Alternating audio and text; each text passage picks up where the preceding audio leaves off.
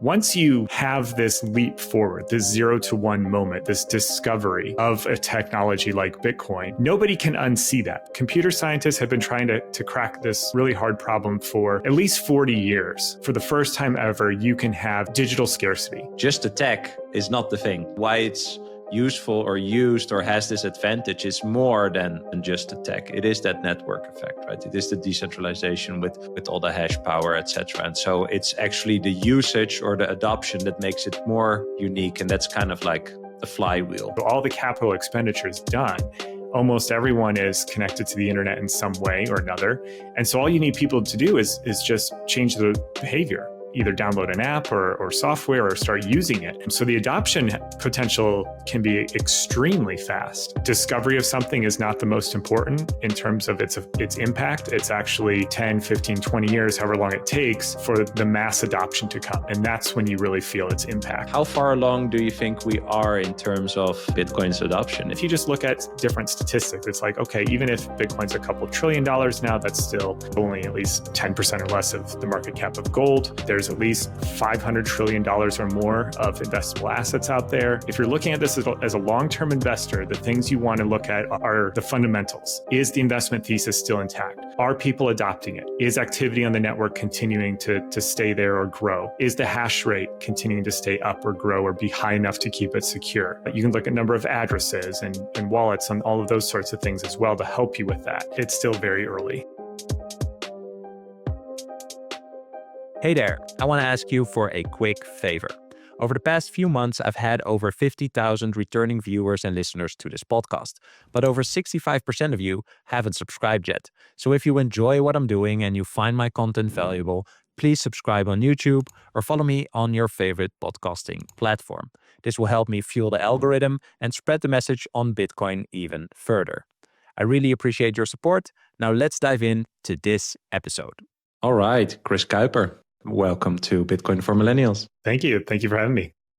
Yeah, thanks so much for coming on. I just mentioned to you before we started, I think your report, Bitcoin Revisited, has been one of my premier reading materials that I send out to people. So I'm excited to chat with you today. Yeah, in this report, you kind of like share why people need to consider Bitcoin separately from other digital assets. And many critics, they say things like Bitcoin is not backed by anything or it has no intrinsic value. But in this report, you say that it's even akin to the discovery of the wheel. So, these two things are pretty far away from each other. And I just want to ask you, like, how do you view and reply to these kinds of comments? And how can we take people along the grand discovery that is Bitcoin? Thank you. Thank you for reading it and sending it along to your friends and colleagues. It is our most downloaded report, so it certainly struck a chord with a lot of people. The first one was Bitcoin First, and then we did just a slight revisiting of it. And so hence the title Bitcoin First Revisited, just a slight update. But it was really supposed to be an evergreen piece of something that you could send to everyone as a starting point, or perhaps maybe once they've learned a little bit about it and they have a few more questions, especially as it pertains to all this other stuff out here. And this is one of the questions we still get to this day of, okay, I hear about Bitcoin, I know a little bit about it, I've learned a little bit, but how do I view it? Why are there all these other tokens, and how is it the same or different? And so with the report, we try to give, in all of our research, both sides of everything, but we do also take a pretty hard stance of how we view Bitcoin. And for us, it is similar to you and a lot of your listeners, I know. To us, it is very different. It was not only the first, but it's also the one that's the most secure, the most decentralized, and that's what makes it, in our opinion, suited to be an aspiring monetary good, or the one that can best fulfill that role as a monetary good. And so that puts it in a class of its own. And we go through the report and we say why that is, and then why it's likely to maintain that position. Of course, the biggest one being monetary goods have huge network effects. And to answer one of your questions in there about the liking it to the invention of the wheel, the point of that part of the paper was once you have this leap forward, this 0 to 1 moment, this discovery of a technology like Bitcoin, nobody can unsee that. That can't be undone anymore. Just like, as I imagine, once the wheel was invented, nobody else could unsee that. It was forever invented and forever would be used. And so this is one of the things I really try to emphasize with people that aren't especially as technologically savvy or economically savvy about things, is that this was a huge technological breakthrough. Bitcoin had never been done before. Computer scientists had been trying to crack this really hard problem for at least 40 years by many measures. And so you have to at least come to terms with the fact that we do have a huge breakthrough in technology here. For the first time ever, you can have digital scarcity. We're so used to everything in our world being digital. The marginal cost gets driven to zero. I can make 1 million copies of this podcast, of documents on my computer. So how can something that's also digital have value? And as you know, it all comes down to its scarcity. And that was the pivotal thing. That was the 0 to 1 moment, or the invention of the wheel moment, if you want to call it that. That invention of being able to verifiably and credibly enforce this hard cap of 21 million. Yeah, I love this illustration, right? Like using this. So it's basically the discovery of absolute scarcity, comparing it to the wheel. You cannot unsee it, but like, okay, the wheel is a bit simpler in a sense, right? Like if you put a big like like a chest on it or a bucket or whatever, like you can move that, right? Like people instantly see the benefit that it brings to their life, or we can only imagine what it was like, of course, when the wheel came around. But yeah, of course, like with Bitcoin it's a bit more difficult, right? So if we mention once invented, it could never be reinvented. It's just there. It's there for you to use, to benefit from. But it doesn't really seem to resonate with people as much as I would expect. What do you think that is about? Is that kind of like, do people have trouble to understand the problem that they have that Bitcoin could solve, or the need that they have that Bitcoin could solve? Yeah, what are your thoughts on that? It's a good point, but that point usually comes from people who are in relatively developed countries in the Western world. Talk to someone who's experienced hyperinflation not once, but multiple times in their lifetime, seeing their entire life's work and savings getting wiped out because their currency hyperinflates, and they'll immediately see it, just like someone seeing the wheel, the significance of this, right? Talk to someone who has to pay 25% of all the money they send back home as remittances, and they'll immediately see the payment network part of this. That's the other part of Bitcoin, the payment network part. They'll immediately see the benefit of that. Oh, wait, I can keep more of my money and send 25% more of my money to my family back home and not have to pay it as a fee. But for you and I, it is more difficult. It's like if I have someone moving stuff for me or ferrying me around, why would I need the invention of the wheel, right? Well, some people it's a little harder, carried around in that time, probably. Right? Exactly, right? Yeah. They would maybe look at the wheel and say, I don't need it.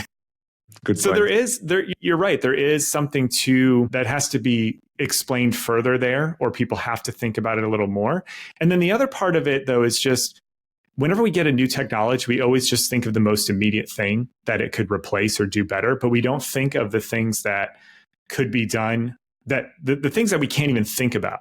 So for example, you can go through all these, and I love going through these old internet articles, newspaper articles when the internet came about. Yeah. Why do we need the internet? I can do X, Y, Z without this. There's actually an old David Letterman clip with Bill Gates as the guest sometime in the, I think, late 90s. And he's trying to explain personal computers and the internet to David Letterman.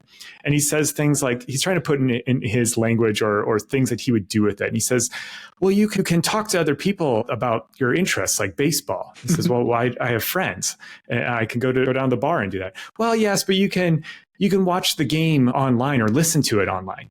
And he says, well, haven't you heard of a radio? Yeah, but you can record it too. Well, haven't you heard of a VCR? And he's got all these replies to these things, which of course seems so comical today. And that's the stage we're at. It's like, why would I need this new payment network if Visa, MasterCard, Venmo, PayPal work great? Why do I need a new form of savings when my 401k in the stock market is doing fine? Those are the things we do encounter, and those do take a little more time to unpack and think through. Yeah.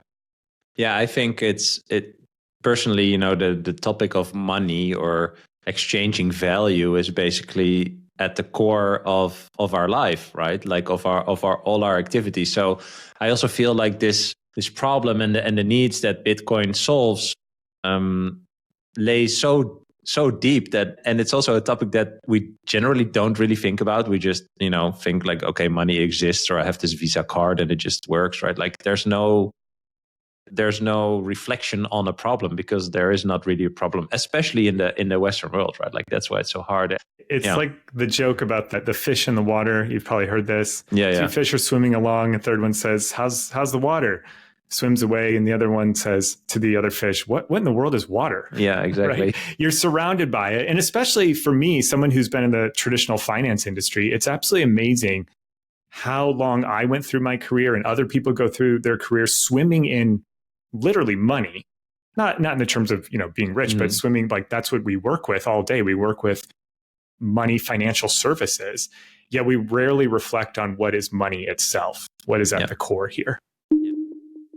Bitcoin custody is evolving, and while self-custody is important, it has its own risks and trade-offs. OnRamp is pioneering a new standard, multi-institution custody, which eliminates single points of failure, adding fault tolerance and redundancy to your custody setup. OnRamp secures your Bitcoin in a segregated cold storage multi-signature vault, guarded by 3 independent institutional-grade custodians, none of which have unilateral control. Your funds are fully auditable on-chain, cannot be rehypothecated, and can only move or withdrawn at your explicit direction.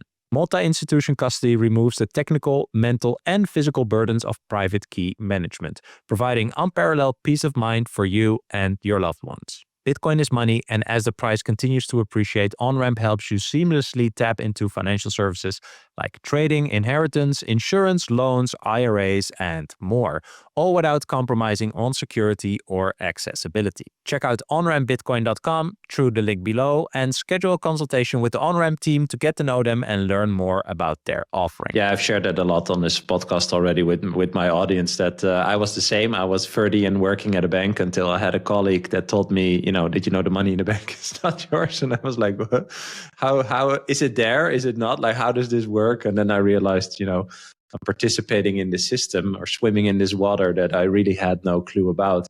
But to go back to the technology example, also there's a famous piece of a documentary in my country where there's this journalist who's walking behind the station in Amsterdam asking people, would you want to have a mobile phone? This is like 96, 7 or something. And people are like, nah, I have an answering machine at home. I don't want to be reachable all the time. I don't really like talking to people. Like there's all these diverse answers. And it's really funny how in less than 30 years, it's just a different world. And I kind of feel the same as this around Bitcoin, where, what you mentioned about something, you cannot reinvent this again, right? So this has kind of like this first mover advantage. It's there, the network is established, we have the hash rate, so that's protecting the network in a sense, right?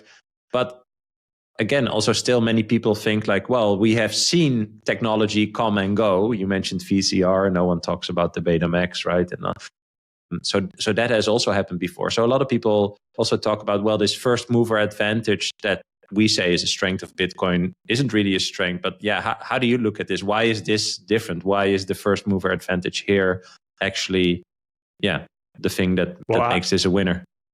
I will be honest and a bit sheepish here to admit that I was in that camp when I first heard about Bitcoin in 2012 from the technology side of things, not the finance side. So even though I was working in finance, I was covering tech companies. I like technology a lot. I'm not a programmer or anything, but I build my own computers, that sort of thing. And I remember hearing about Bitcoin from a technology website or magazine or something like that. And that's what first got me interested. But then later in my career, I was covering payment companies, financial exchanges, and I got a little deeper. And I was pretty well in the camp of looking at it through my technological investor lens, which is exactly what you just said. The first mover is the one that pioneers the field, but it's the ones that come later that reap all the rewards. So you can draw the analogies of Google being the victor after we had all the other search engines, the MySpace, the AOLs, the AskGs, whatever it was. We had Facebook come in after MySpace, right? So I thought this will be the same. Bitcoin will be the first mover, but then someone will come along and take it and improve upon it or execute it in a better way. And then, of course, it took a little bit longer. And then I realized that wasn't right, or at least I don't think it's right today. Hence the report, Bitcoin First. I was really writing it from someone who went through that journey of why it's not just first mover advantage. First mover advantage is, first of all, everything when you're talking about a monetary network, a network that is going to only grow stronger over time, but also just the first mover advantage of having the technology first, having all the monetary value first, all the developers first, and then anything coming after it, if you think of it in the technological perspective of, well, someone else will improve upon it, that's when you get into the whole blockchain trilemma thing where any improvement on one thing is going to necessarily have to come at a trade-off of something else, whether or not you want to admit it or realize it, that's what's going on. And so if you're saying, well, I'm going to make this one faster or cheaper or more programmable or complex or whatever it is, you're making trade-offs in some of the core foundational characteristics of Bitcoin, whether that's the security or the decentralization. And those are the two things that are most important to it as a monetary good. And so why would anyone want to switch all of their massive wealth, their store of value, out of something that's less secure, less decentralized, less credibly neutral into another network? Because you can't be in both networks at the same time. Your dollar is either in a Bitcoin or it's in something else. Unlike, say, social networks or something like that, you can sign up for multiple of them. So you're not going to move your money unless there's a good reason to, right? And so why would you take this trade-off on the two most important things? Now, of course, that's our theory. That's my theory. We'll see if the market agrees with that. So far, I think it has. Bitcoin's dominance has remained high. It continues to be the one that no one else has competed against in terms of decentralization and security. And that's why you see all these other things competing on different things, speed, programmability, et cetera. Not necessarily bad. It depends on your use case. And that's what we try to put forward in the paper too. You know, people ask me, which is better? It's like asking, what's a better vehicle? A four-wheel drive pickup or a gas-efficient sedan? Well, it depends what your use case is, right? And so what's the better vehicle for storing wealth or acting as an aspiring form of money and store of value? We believe in that report, it's Bitcoin, and these other things will compete on other use cases. And to us, what makes it harder is there's so much more competition in that space. Yeah, I think it's a very good point. And also what I kind of reply to these kinds of arguments is like, well, I can start Bramcoin tomorrow, but no one is going to use it. You know, the entire point is that it's open source and you can try to make a better one. But I think the point to make, and that is where you came from in the beginning, and I myself too, you know, like just the tech is not the thing. You know, actually, probably the tech is more like that it's a foundation, but why it's useful or used or has this advantage is more than just the tech. It is that network effect, right? It is the decentralization with all the hash power, etc. And so it's actually the usage or the adoption that makes it more unique. And that's kind of like a flywheel, right? And I think especially, we'll talk about it in a bit, but let's say if we look at nation states who perhaps might adopt Bitcoin, I think that, well, when they adopt Bitcoin, they also have to start mining to have a certain percentage of the hash rate to at least control the transactions that they would want to go through. So it's kind of like this flywheel of adopting Bitcoin, which goes further than just tech. But yeah, that's of course kind of like the challenge with Bitcoin. There's so many dimensions, right? You can come in at different touch points that are relevant for you based on, you know, your interest or your background or whatever. But yeah, why do you think it's so hard to understand Bitcoin? And maybe also, why is there so much adversity to it? If this is the most exciting technological discovery of our lifetimes, you know, why is there still so much adversity to this? Yeah, well, to go back to your point of it's not just the tech, I often think of ride-sharing services like Uber or Lyft. First of all, to our previous point, no one imagined that kind of company existing when the internet started, or even when the mobile phone started. Nobody predicted that, right? Yeah. But then once it was done, it was so obvious. Oh, everyone has one of these in their pockets. They're all hooked up to the same network. They're all getting their location data from GPS. Now you just connect the people and you have this two-way platform in this network. And it seems so obvious now, but of course it took someone to actually do it. And the tech behind it, while obviously the tech is very sophisticated and amazing in its own right, compared to other technologies, this is not rocket science. And so it's not just the tech that's giving these ride sharing platforms value. It's the flywheel, it's the network, it's the users, right? Both the drivers and the riders all getting on board. And the more that get on board, the more valuable this becomes, because the more options you have, the shorter your ride times or wait times for a ride, et cetera. So I thought that was a good point you made there. Why is it so hard to understand? I think it gets back to our original point on what is money.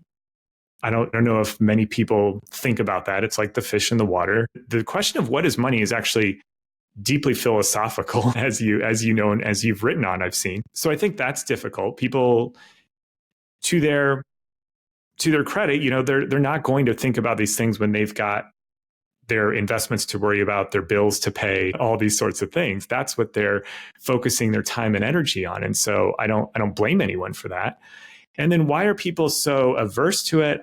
I don't know if I have a good answer. I think some of it is, of course, rooted in their career or what they currently do, if they see it as a threat. And any technology can be a threat to the status quo, right? That changes things. Other people, I think, just don't understand it, so they like to brush it aside and give it more of a flippant answer. Yeah. And we've seen all kinds of people. I think there's the people that truly dig in and want to fight against it for whatever reason. And there's other people that just haven't spent the time and they just give the latest excuse or thing that they've heard of why it won't work. Yeah. Yeah, I like what you said, that the question of money is a deeply philosophical one, right? And I would say that, not many people have time and space to think about this deeply philosophical question, specifically because the money that they currently use doesn't really enable them to have the time and space to think about it, right? And I think that's just an interesting thing in general that you said. You just said time and energy, right? So the main thing that we expend our time and energy for is flawed, and now this other thing comes along. And I mean, of course, it takes time. You've been looking at this for over 10 years, right? So it takes time. But once you realize that there is this other thing that is a better reward or a better way to store the reward that you get for exchanging your time and energy, it just makes so much sense. It's like the most important thing that you should pay attention to, at least in my opinion, because then it will create, time and space for you to figure out, what am I here to do? What am I good at? What do I enjoy? Like all these things, right? And so, yeah, it's sometimes I find it hard to see people that are so adamant about it, but because I know it is really hard to understand, So, yeah, therefore I love what you do, because you really go into this nitty gritty of Bitcoin, I think, but also you compare it to the how do you say, more like the macro vision as to, okay, where does this fit in the world, and where and when and why, I'd say. Yeah, so in the report you also mentioned, Bitcoin's resistance to censorship. I think the hash rate is at an all-time high right now. Yeah, so it is a major advantage because, of course, because it's so secure, the original rules, the monetary policy cannot be changed, which is the entire point, I think, of Bitcoin, the fact that it doesn't change, that it does as promised. So I also think that's what it produces. It produces certainty towards the future in that sense. So that's a major advantage. But if we think about the acceptance, adoption of Bitcoin, like how does this challenge kind of like regulatory attempts from countries to perhaps adopt Bitcoin or implement it somewhere, whatever they want to do? Yeah, it's something they cannot change. So I think that could be regarded as a threat in a sense for, bigger institutions or countries that would want to adopt it. So yeah, I just want to learn how you think about that. Yeah, for me personally, the only thing I can think of is or do is study periods in the past where we have similar examples. And so, of course, you could go as far as back as the printing press. That was a technology that disrupted the status quo as people began to be able to read and learn on their own. They didn't have to get it through certain institutions. So I think that's one example you could look at. Yeah. And of course, as a technology, these things can always be used for good or bad purposes. And then a more recent one is, I've only done a little studying on this, but I find it fascinating, of not only the internet, but encryption itself. When encryption came about, it was seen as a major threat by US government officials. And there was a lot of lobbying against it, that this should not be in the hands of individuals. But of course, these things are just literally math, things like prime numbers and cryptography and code. And if you think of code as just words or symbols on a computer screen, it's like free speech, right? So how do you limit that? And thankfully, we saw the US turn its stance towards this and actually embrace encryption and cryptography. And of course, now it's considered the best practice standards for everything from governments to corporations, institutions. Everyone should be using it to keep themselves private and secure. And we see other countries, China, for example, or others, who do try to stop this tide of technology, whether that's the internet or something. And it can be done to a certain level, but not without a massive amount of resources, right? And a lot of issues and problems that come with that. And so I'm hopeful, and hopefully we get more of this, where people are not afraid of it. They do realize it can be used for bad purposes sometimes, but the data shows that is by far and away the smallest amount. And they look at all the good that it can do. And instead of being afraid of it, we embrace it, right? And we get clear rules and regulations and that sort of thing. So I think so far we've seen some good progress, and hopefully we'll continue to see more. Yeah.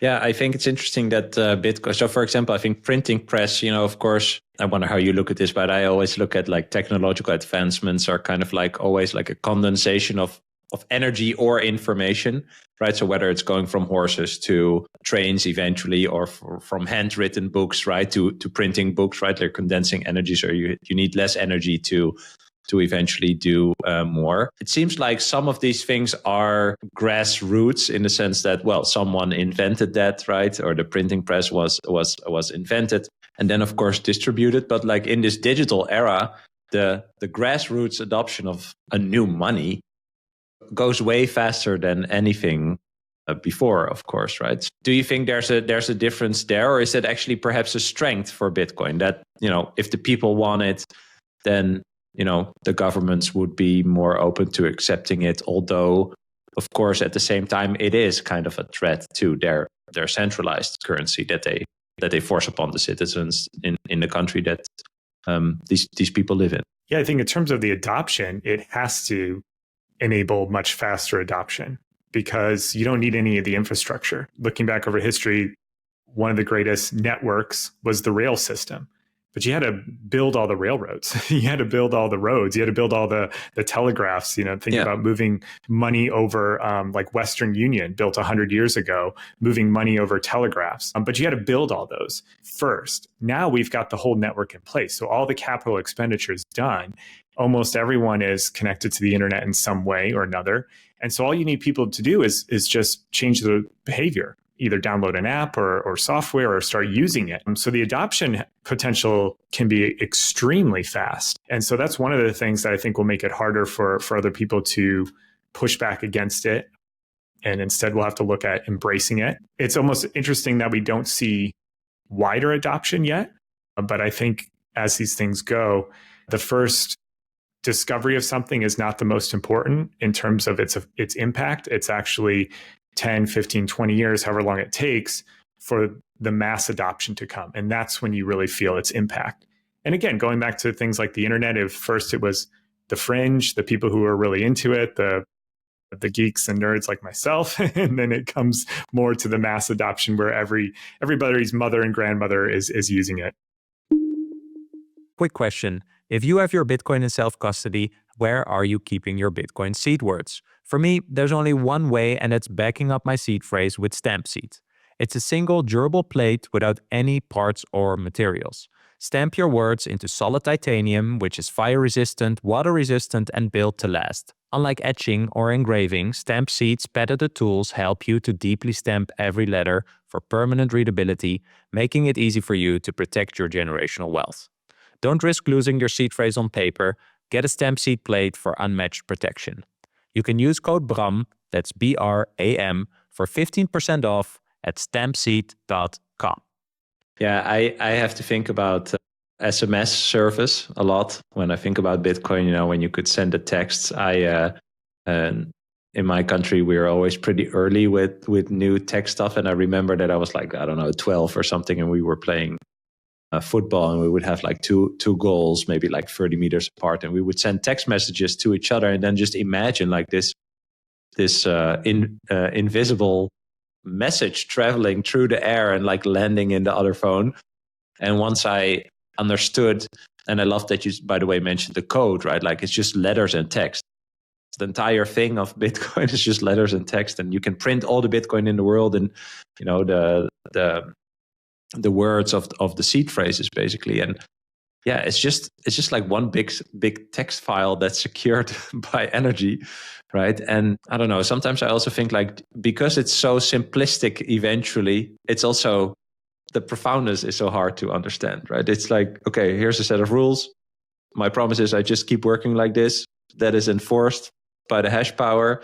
Therefore, it creates certainty towards the future. Therefore, it's a good way to store value, because the rules get enforced basically. And yeah, I don't know. It's just an interesting battle between complexity and something that's hard to understand, whereas the solution is a super elegant, very profound thing. But in essence, it's pretty straightforward and simplistic. And I find that pretty fascinating to just think about, and also see like what are different touch points you can create for telling people about this. And there's different touch points that work for different people. And I think one of those things is, comparing it to gold, or it's like digital gold, because of course, like gold is a store of value. But I personally kind of think that, the digital gold illustration more originated as a way to give people a certain idea of Bitcoin. I don't think you should necessarily compare the two, but if you would, you can objectively say, this is my opinion, of course, but that it is superior to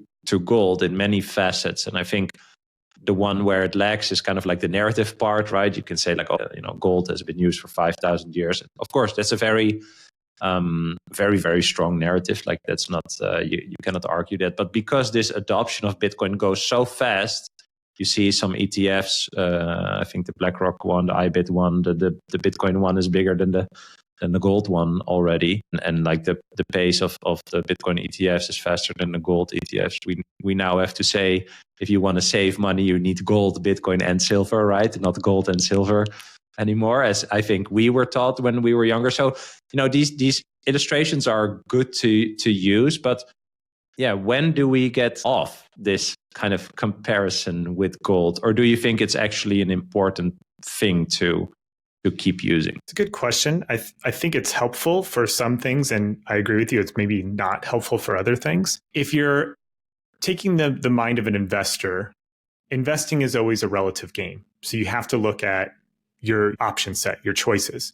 And so if precious metals, commodities, even something like other hard assets, real estate, vacant land, a lot of these could have some of the same characteristics. That is one of your option set. And then if you look at Bitcoin, you inevitably will start making comparisons. And of course, in our Bitcoin First paper, we compare a Bitcoin versus fiat money and gold on all these different properties of what typically economists and historians have said what is good money.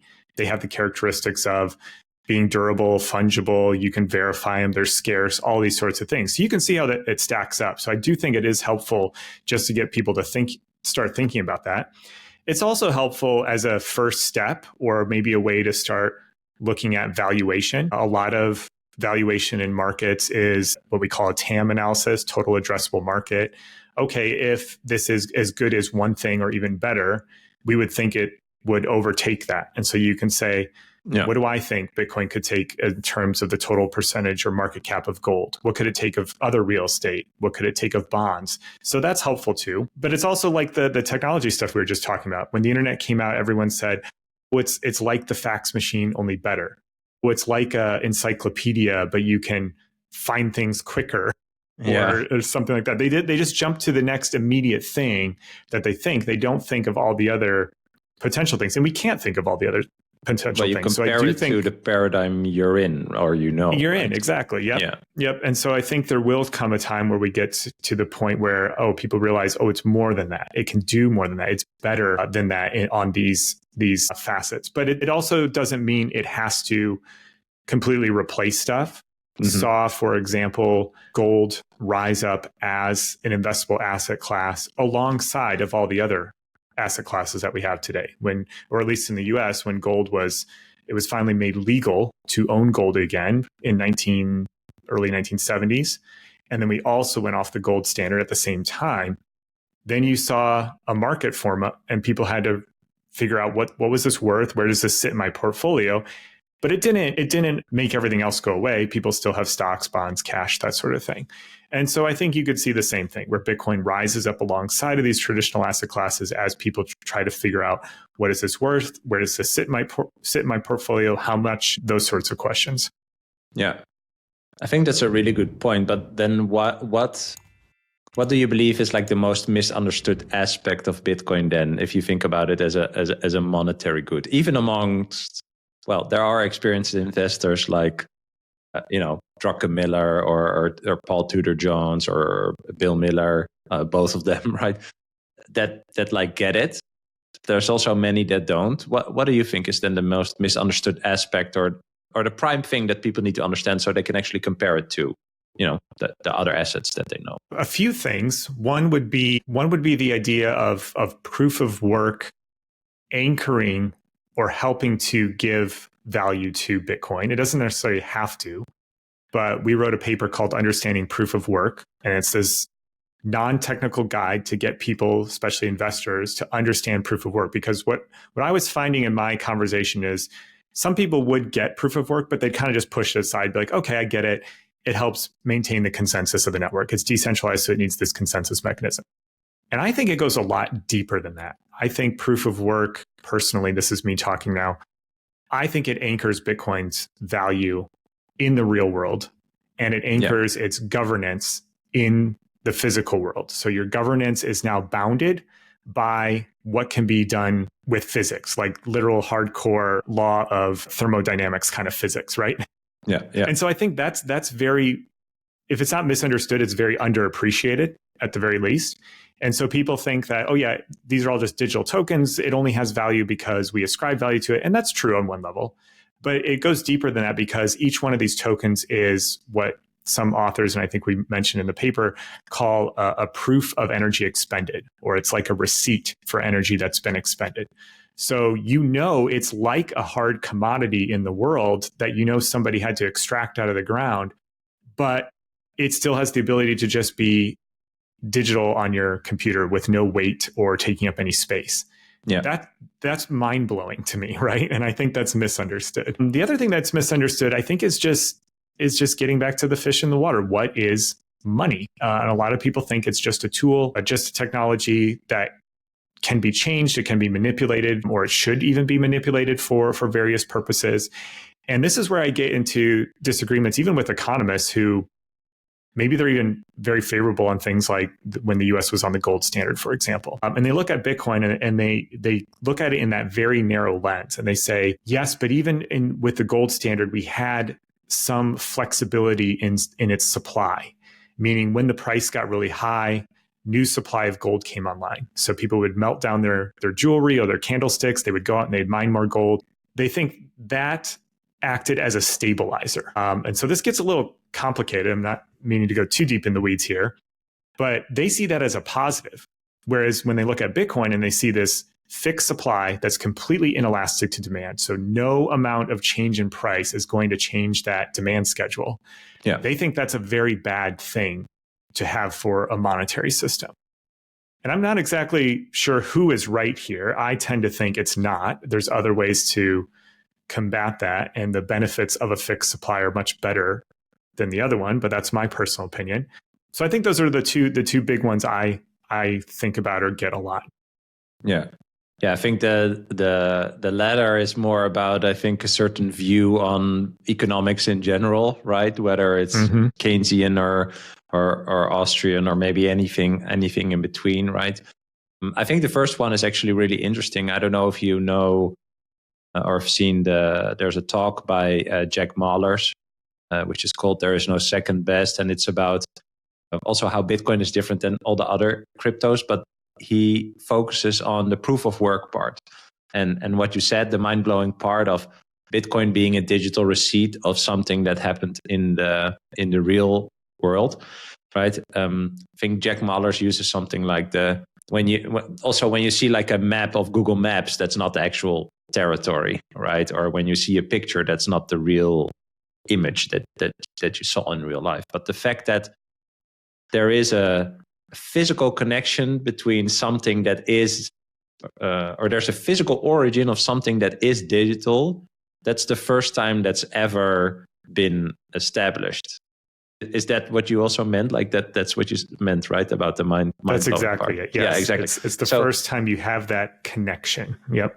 Yeah, and it's proven. The whole point is that you cannot fake that. There is no fake Bitcoin. For each Bitcoin, each unit, real physical energy was expended to create that. And there's also proof of it, right? That's why it's called proof of work. Or you might say the Bitcoin unit is the proof of the work that's been done. But yeah, just that is already such a profound thing. Again, I also think like it's just hard to understand if you grew up with computers and you can copy pictures 1,000 times or any file and send it to anyone. Again, like a certain degree, maybe it's also philosophical as to how you look at like what is information, what is unique or scarce or something like that, right? And why is the connection to the physical world and real energy, energy that's transformed from a physical form into, some might argue, an abstract digital form, right? Yeah, again, it's kind of like, do you have the time to reflect on that to actually get there? But yeah, I love that you touched upon that, because I think this is at the core of why Bitcoin is such a discovery also. And the other part that we go into the paper a little bit on this is how that enforces and lends to its neutrality and makes it credible, right? Because unlike, say, oil-rich nations or nations that have access to, say, rare earth materials and other countries don't, everyone has access to electricity, because electricity can be created or found or however you want to look at it. So that levels the playing field. And then the fact that this energy is unbounded also means that nobody can, for example, buy up all the supply of energy that can only be used to mine Bitcoin. It's all homogeneous and it's unbounded. So you can't have someone get a monopoly of that. I think that's also underappreciated as well, especially in the traditional financial world. People still think that there's got to be players who have undue influence. And the other thing we go through with the paper is to show all the checks and balances and the roles that the nodes play versus the miners versus the token holders, because I think that's also very underappreciated as well. People think they understand it, but they don't actually understand, okay, what can the miners do and not do? What can the nodes do and not do? And the token holders, yeah, they own the token, but they have no influence or rights whatsoever. Yeah, I think that's also a fiat money paradigm argument, right? Like people that have a lot of Bitcoin are more powerful than the people that have less. Very true in a fiat money paradigm, but not true in the Bitcoin paradigm.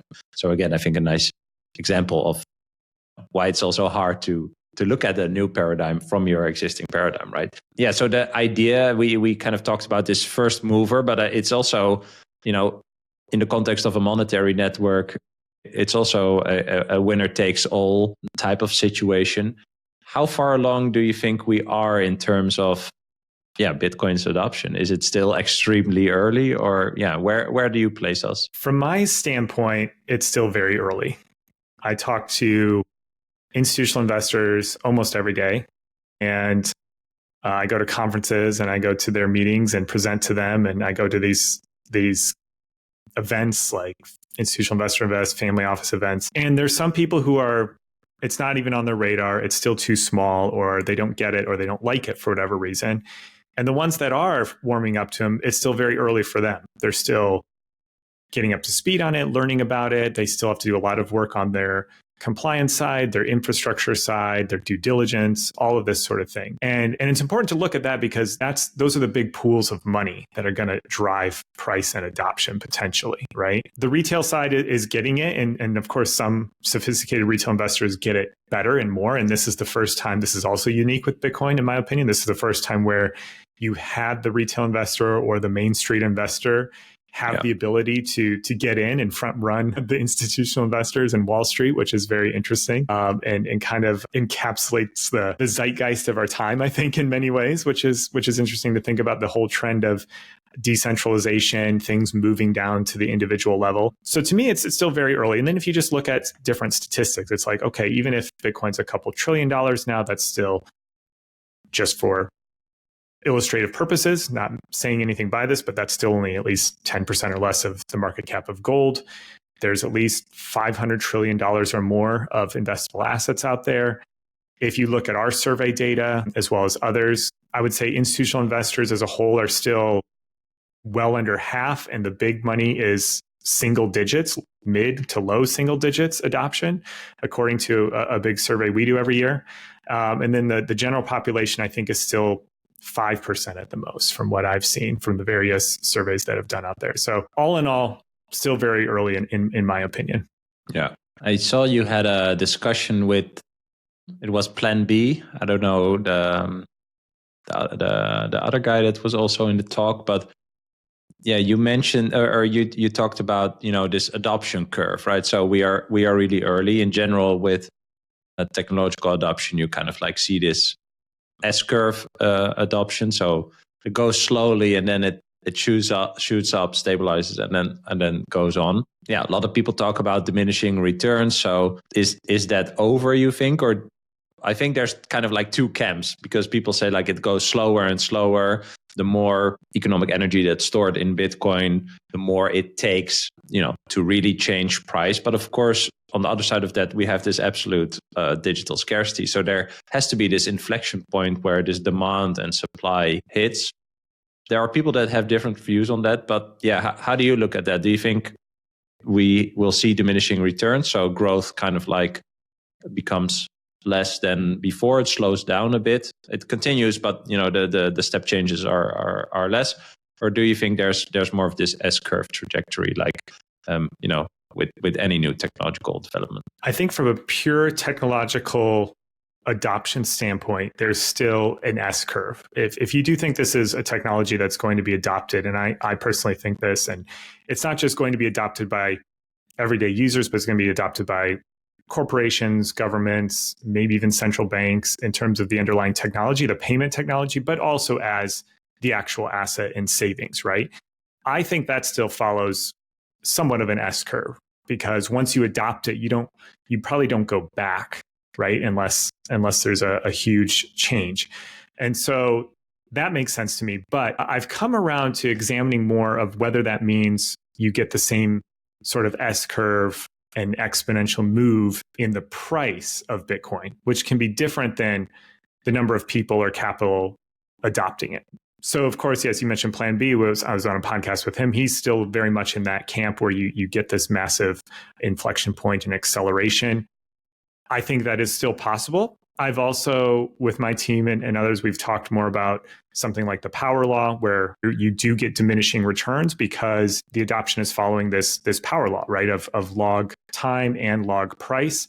And so that would say, sure, more people are adopting. That doesn't diminish that. But as this thing becomes larger and larger, it has to take more and more capital to move the price up. And that's why you don't get this absolute shoot off or exponential growth in the price. I think that's a very valid scenario as well, at least from the work that I've done on it. So I don't know which way it goes from there, but I think ultimately as an investor, you're looking, they're both saying the same thing. Are you looking for, and this is how we look at it, if you're looking at this as a long-term investor, the things you want to look at are the fundamentals. And I think of it like a fundamental investor in a company.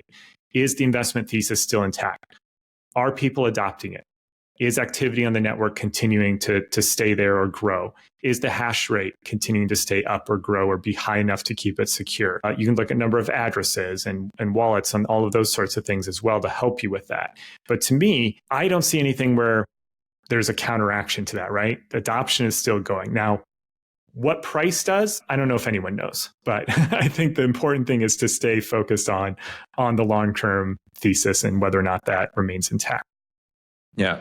I mean, that for me is also why this is so entertaining and fun and interesting to follow, right? Like how is this gonna continue? Because I agree. I'm also really into this power law concept. The only thing I'm missing there is the incorporation, maybe more philosophically or conceptually, like of this absolute digital scarcity. Because yes, well, that's what my next question is about. Like once you understand what this is, then yeah, your hurdle rate is basically infinite as compared to other assets, or at least you will scrutinize any other option pretty heavily if you get to the same conclusion as where I'm at, and I think also where you are at. Like it's harder to compare it to other assets once you realize that this absolute finite or digital scarcity is enforced, and that is the entire concept of this thing. So yeah. Although to counteract your point there theoretically could be a time where even if you are the biggest Bitcoin bull and think it's going to amass or suck in all of the monetary energy, at some point, if it does that, then your hurdle would go down to, I would say, economics would say your productivity growth of your economy. Yeah. And then there might be other things you look at. I do think that's interesting to think about. Now, I don't know if we ever get there, or I mean, I hope we do, or that could be a long time in the future. But just as a purely theoretical thought experiment, I do think it's interesting to think about that as well. Yeah. Of how if this continues to diminish as it takes in more monetary energy, your relative comparison to other asset classes could change. Yeah. So do you then think that Bitcoin is a risk on or this risk off asset? I mentioned the predictability or the certainty towards the future. That for me actually makes it a risk off asset. Like it's only risk on, in my opinion, if you look at the dollar price go up and down. But yeah, once you truly understand that one Bitcoin will really always be one Bitcoin, then yeah, it's, again, my opinion, the least risky asset that you can own. So yeah, what do you think of this? I do like it that like on finance TV or like MSNBC, you see people kind of switch. I don't know. I saw someone from a big financial institution also mention like this is more risk off than you think. But yeah. Yeah, like so many things in finance, terms can mean a lot of things or they get changed. So there's no one definition. It's very organic. And I've been in the financial industry a little while now. And it's funny how these things change. And even the concept of risk on, risk off wasn't even a thing 10 years ago. It kind of emerged after probably 2008 when the Fed and others were doing a lot of moves. And then it would be, okay, this is great. They're pouring on money. It's risk on now. Oh, now it's risk off. And people were getting jerked around. So I think that's where that originated, but I could be wrong. But so we set our terms correctly here. I'll say, I think in terms of risk on, risk off is one way to think about it is the actual fundamental characteristics of an asset class. So something that's like risk on in terms of risky is something whose future and cash flows are very unknown, or you need a very large or wide probability to estimate them. Like they're just all over the place. Think of like a startup or a pharmaceutical company that has like one drug. It's like this thing is either going to make it or it's not, right? That's at a fundamental level. But then people on finance TV and the traders, they talk about it more at a trading level of whether something's rallying, like people are becoming more speculative and they want more risk, or whether they're wanting to retreat. And so this is why I think there's a disconnect. To me, Bitcoin is risk off in its fundamentals. You know everything about it that you need to know. You know how many there are, how many there's going to be, that it's not going to be changed. But in the day-to-day trading, it gets jerked around based on all these different other things and sentiment, right? And one of the things that also makes it weird, and we saw this with, for example, the last bout of market volatility with the yen carry trade unwinding, that trade was unwinding overnight over the weekend. And Bitcoin dropped even more than the markets. Well, a lot of people were using Bitcoin as a source of liquidity on Sunday night when no other markets were open. And so it was paradoxically, its risk-off characteristics that they could access this and get liquidity for this thing that trades 24/7, 365. To plug the holes, That made it look like a risk-on asset because it was dropping more than what the markets were doing. And so that's how I square these two things. And I think investors need to start thinking about it more in its fundamental sense.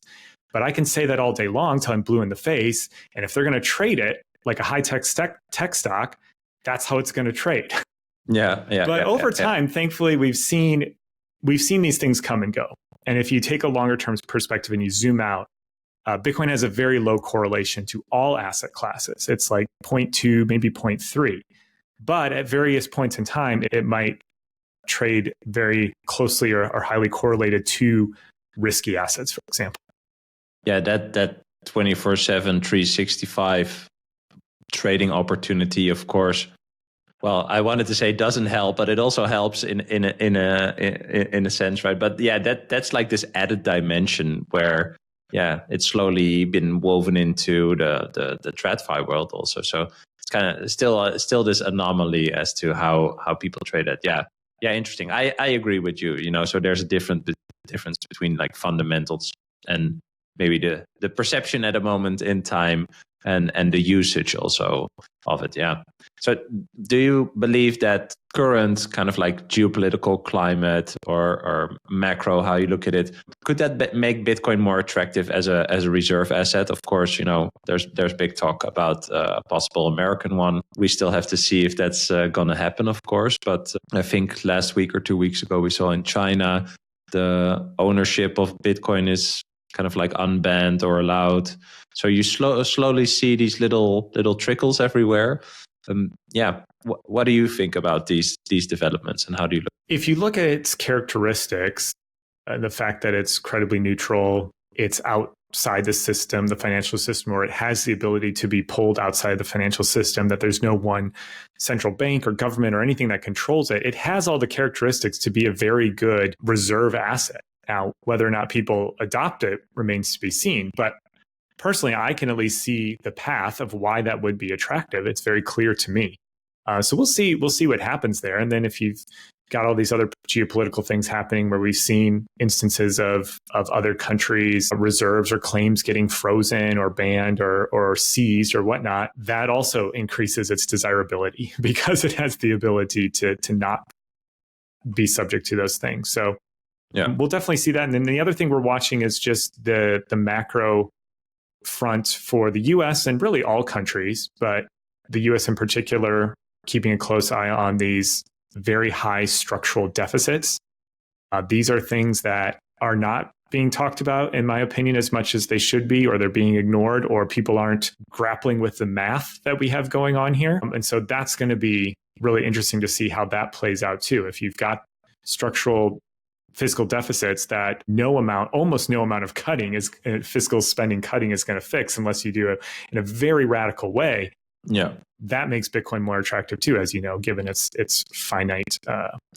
So, what makes you most bullish on the future of Bitcoin? I think long term, it's just seeing all of these markers play out. We do a look ahead piece on the research team, and it's fun going back over the years and seeing them. And we talked about a couple of years ago when we were in a deep bear market, we said, this is the time people build and they lay the foundation. And then we saw some life the past year here. And so to me, it's just all the things you would expect to see. So countries looking at this at their legislative level, and companies looking at this for their balance sheet, and large institutional investors and pensions funds now looking at it. To me, those are all just signs that this is progressing exactly as you would think and hope. And so to me, that's what makes me the most excited. Yeah. Again, it's just so exciting to watch it unfold, right? I love the look back is a good one. I'm going to do that too. I need to write down my own predictions and then maybe check in a year. Yeah. It's fascinating to see. Yeah. I wanted to end with a personal question. It's a question that I ask everyone that comes on. And the question is, what is a core belief that you will never let go? Core belief that you will never let go. I'll speak from my economic side. I'm not exactly sure how to phrase this. It's a really good question, but something to the effect of There are no solutions. There are only trade-offs, or everything has an opportunity cost. And I think in today's world, getting back to the philosophical nature of money, you cannot get things for free. Like the old adage that there's no free lunch, right? Yeah. And that's not to say we can't debate the trade-offs. But what gets me really worked up is when people act like or believe like there are no trade-offs to things, right? And so that's I think what is core to understanding all of this. Love that. Thanks so much for sharing, and thanks so much for your time in this conversation. I really enjoyed it, man. So thanks a lot. Thank you. Appreciate it. Cheers. I hope you enjoyed this episode. If you did, you can click here to find more just like it, and click here to find all Bitcoin for Millennials podcast episodes.